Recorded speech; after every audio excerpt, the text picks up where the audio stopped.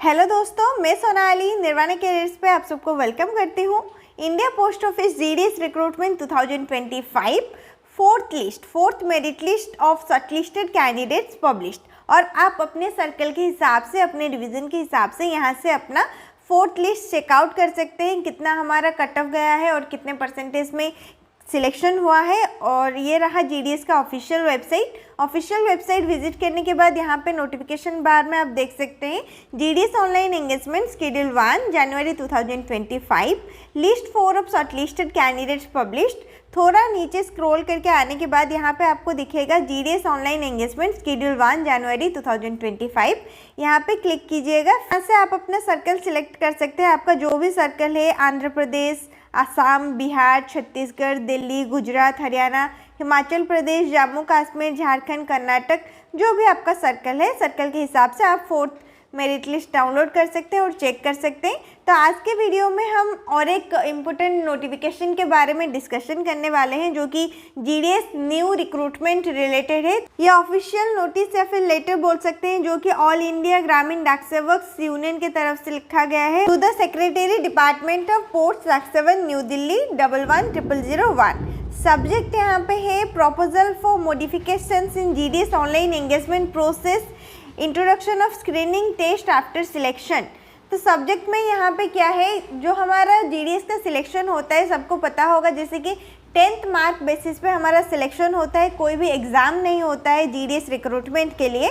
तो ये लेटर में ये लिखा गया है कि हमारा जो जीडीएस का रिक्रूटमेंट होता है, अभी जो न्यू रिक्रूटमेंट आने वाला है, उस न्यू रिक्रूटमेंट में जो भी सिलेक्शन प्रोसेस रहेगा, सिलेक्शन प्रोसेस में एक स्क्रीनिंग टेस्ट रखने के लिए रिक्वेस्ट किया गया है। मतलब सब्जेक्ट में ये पता चलता है कि जो हमारा नया वैकेंसी आएगा जीडीएस के लिए, उसमें आपका एग्जाम कंडक्ट हो सकता है। At present the selection process does not have any mechanism to access the basic competencies of candidates. We propose the introduction of a screening test of 50 marks and 1 to 2 hours in duration to be conducted for selected candidates before final appointment or as deemed suitable.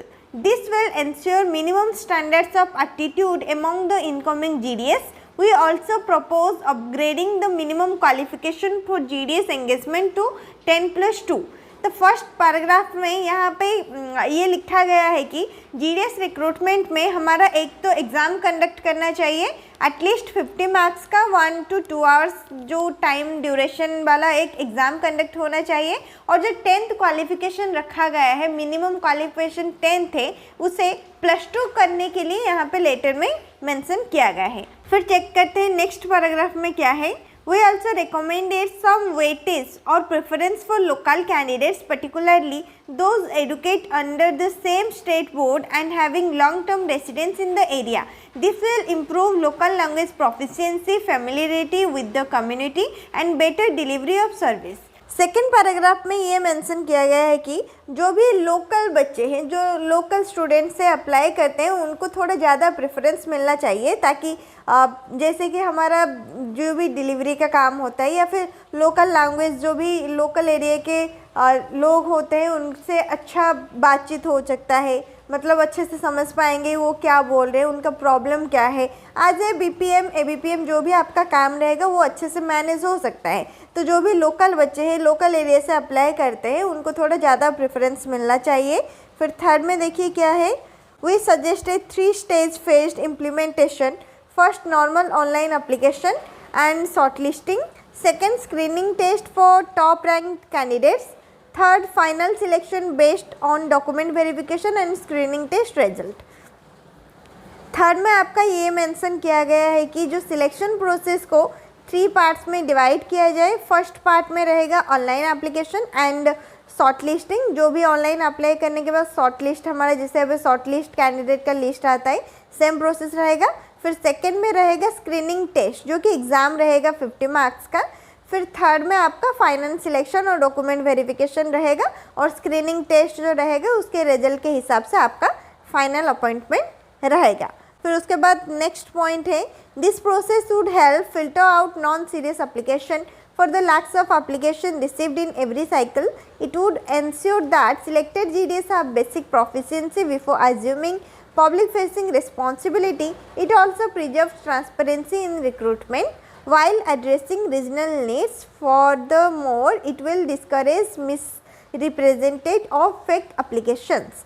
तो ये जो process यहाँ पे दिया गया है, इस process से क्या होगा, जो भी बच्चे सीरियस नहीं होते हैं, बस ऐसे ही अप्लाई कर लेते हैं। जैसे कि सबको पता होगा, ऑनलाइन जब हम अप्लाई करते हैं 10th सर्टिफिकेट या फिर मार्कशीट हमें अपलोड करना नहीं पड़ता है, सिर्फ हम मार्क लिख के वहाँ से अप्लाई कर लेते हैं परसेंटेज के हिसाब से। तो ऐसे में क्या होता है, बहुत सारे बच्चे ऐसे होते हैं कि ऐसे फेक अप्लाई कर लेते हैं, जैसे कि फ्री अप्लाई होता है जो भी ST SC OBC कैंडिडेट बच्चों के लिए, तो उसमें क्या होता है, कोई भी फ़ी पेमेंट नहीं करना पड़ता है, फ्री में अप्लाई होता है। तो बहुत सारे बच्चे ऐसे होते हैं कि फ़ेक अप्लाई कर लेते हैं। तो अगर हम ऐसे एग्ज़ाम प्रोसेस रखेंगे तो उसमें क्या होगा, बच्चे फ़ेक अप्लाई नहीं कर सकते हैं, फ़ेक अप्लाई नहीं करेंगे और एग्ज़ाम रहेगा। और हमारा जैसे कि डॉक्यूमेंट वेरिफिकेशन होता है, स्क्रीनिंग टेस्ट होता है, ये सब प्रोसेस रहेगा तो थोड़ा ट्रांसपेरेंसी रहेगा वैकेंसी में, बस ये मेंशन किया गया है। नेक्स्ट उसके बाद यहाँ पे मेंशन किया गया है, पब्लिक बहुत ज़्यादा कंप्लेन करते हैं कि लोकल लैंग्वेज नहीं आता है। जो भी जॉब में ज्वाइन होते हैं उन कैंडिडेट्स को लोकल लैंग्वेज ही समझ में नहीं आता है, तो कैसे क्या काम करेंगे। उसके लिए यहाँ पे लोकल लैंग्वेज को थोड़ा ज़्यादा प्रेफरेंस देने के लिए बोला गया है। ये जो लेटर आप देख रही हैं अभी तक फाइनल नहीं हुआ है, सिर्फ लेटर लिखा गया है। मे बी हमारा ये जो नेक्स्ट न्यू रिक्रूटमेंट आएगा उसमें ये लागू हो सकता है, मतलब ये जो प्रोसेस यहाँ पे लिखा गया इस प्रोसेस में आपका नया रिक्रूटमेंट आ सकता है। नहीं तो अगर ये कैंसिल कर दिया जाता है तो जैसे हमारा GDS का 10th मार्क बेसिस में सिलेक्शन हो रहा है उस प्रोसेस में ही कंटिन्यू रहेगा। अगर कुछ भी नया अपडेट आता है तो मैं आपको ज़रूर से इन्फॉर्म कर दूँगी। अपडेट रहने के लिए चैनल को ज़रूर से सब्सक्राइब कीजिए। कुछ भी डाउट है तो कमेंट सेक्शन में पूछ सकते हैं। वीडियो को लाइक कर लीजिएगा, शेयर कर लीजिएगा, चैनल को भी सब्सक्राइब कर दीजिएगा।